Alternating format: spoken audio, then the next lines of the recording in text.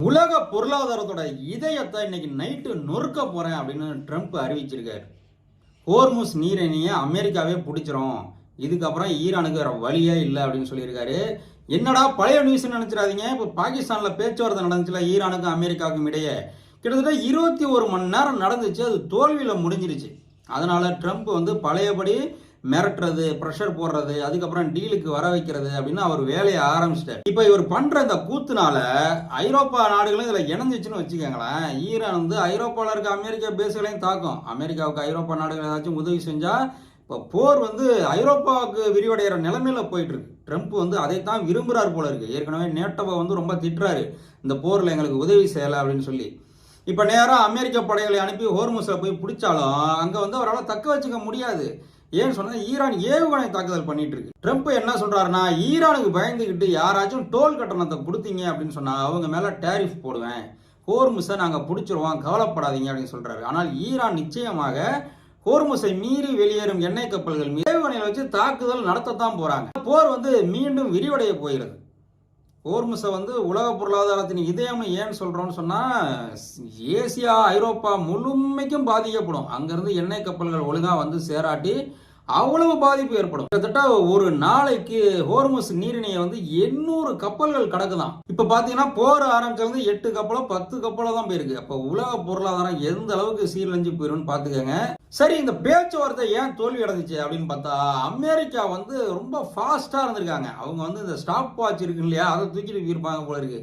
Iran கொஞ்சம் பொறுமையாக தான் டீல் பண்ணணும் அப்படின்னு போயிருப்பாங்க போல இருக்கு. போன உடனே, அதாவது அமெரிக்கா துணை ஜனாதிபதி வான்ஸ் போனார் இல்லையா பாகிஸ்தான்ல, இந்த பேச்சுவார்த்தை 21 மணி நேரம் நடந்துச்சு. போன உடனே அமெரிக்கா என்ன பண்ணிருக்காங்க, உங்கள்கிட்ட 400 கிலோவுக்கு என்ரிச்டு யுரேனியம் இருக்கு, அதை எங்கள்கிட்ட கொடுத்துருங்க, எல்லாத்தையும் எங்கள்கிட்ட வித்துடுங்க, நாங்க காசு தரோம் அப்படின்னு சொன்னாங்க.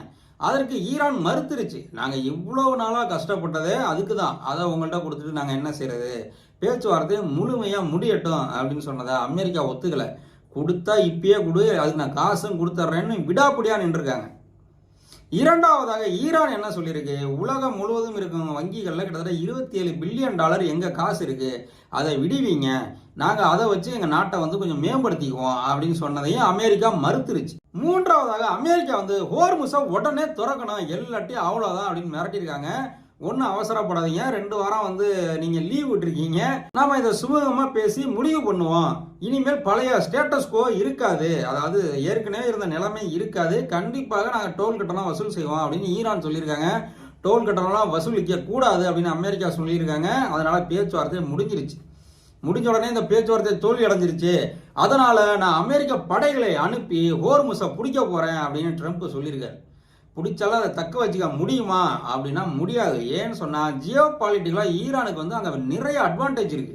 என்னதான் நீங்க 10,000 ராணுவ வீரர்களை அனுப்பி, ராணுவ கப்பல்களை அனுப்பி எவ்வளவு காலம் பிடிச்சி வச்சிருக்க முடியும்? ஈரான் ஏவுகணைகளை நம்பித்தான் இருக்கு, ராணுவ வீரர்களை நம்பி இல்ல. நீங்க பாதுகாப்பு கொடுக்குறேன்னு சொல்லி உங்க ராணுவ கப்பல்கள் மூலமாக மற்ற அந்த கப்பலை வழி நடத்திக்கிட்டே போனாலும் அந்த கப்பலை குறி வச்சு ஈரான் அடிச்சிடும். இதுல ட்ரம்ப் இப்படி சொல்லியிருக்காரு. ஏற்கனவே அவருக்கு பேர் அமெரிக்கால டேக்கோ ட்ரம்ப் அப்படின்னு சொல்றாங்க. அதாவது சொல்றது ஒண்ணு செய்யறது ஒன்னா இருக்கும். இப்படி இப்படி பேசுவாரு, இன்னைக்கு ஒண்ணு பேசுவாரு, நாளைக்கு ஒண்ணு பேசுவாரு அப்படிங்கிற அர்த்தத்துல அவரை டேக்கோ ட்ரம்ப்னு சொல்றாங்க. அவர் இப்ப திடீர்னு நான் ஹோர்முஸை பிடிக்க போறேன் அப்படிங்கிறாரு. அதற்கு ஏற்ற போல 10,000 ராணுவ வீரர்கள் அங்க வச்சிருக்காரு, சவுதி அரேபியால கொண்டு போய் இறக்கியிருக்காரு.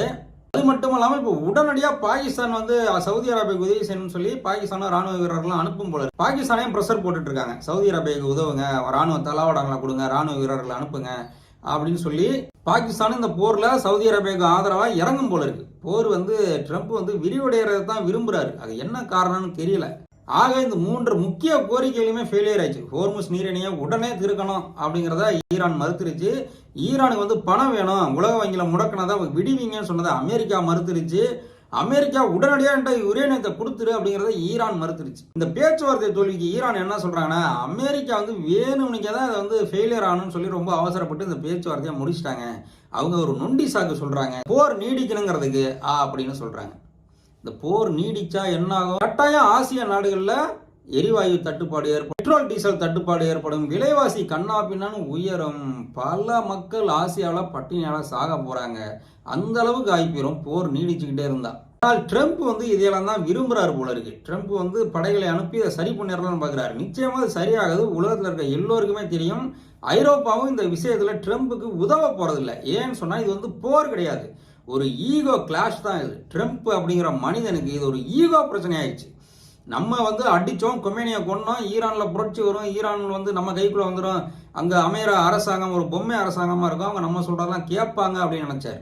ஆனால் கொமேனி அவர்கள் உயிரோடு இருக்கும்போதே அமெரிக்கா என்னெல்லாம் செய்யும், அதுக்கு நம்ம எப்படியெல்லாம் பதிலடி கொடுக்கணும்னு சொல்லி ஆட்களை தயாராக வச்சுட்டு போய் இறந்து போயும் அவருடைய கட்டளைகளை நிறைவேற்றுபவர்களாக இன்றைய தலைவர்கள் இருக்காங்க. இவங்களை ஒன்றும் செய்ய முடியலை நம்ம ட்ரம்ப்பால். அதனால் அவருடைய ஈகோ கிளாஷ்னால இந்த போர் நீடிச்சுக்கிட்டே போகும். இவருடைய ஈகோக்கெல்லாம் வந்து நாங்கள் வந்து ஆள் கிடையாது அப்படின்னு ஐரோப்பிய நாடுகள் பிரான்ஸ், இங்கிலாந்து இவங்கெல்லாம் சொல்லிட்டு இருக்காங்க. இங்கிலாந்து மட்டும் கொஞ்சம் ஒத்து ஊதுவாங்க போல இருக்கு.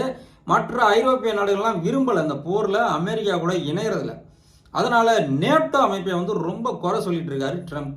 சரி, இதை குறித்து உலக தலைவர்கள் என்ன சொல்றாங்க அப்படின்னு சொன்னா, ஹோர்முஸை வந்து முற்றுகையிட்டு அதை பிடிச்சு வச்சிருக்கிறதுக்கு மிலிட்ரி பவர் மட்டும் போதாது, ஈரானை அப்படியெல்லாம் அடக்க முடியாது, டிப்ளமேட்டிக் பவர் தான் வேணும்.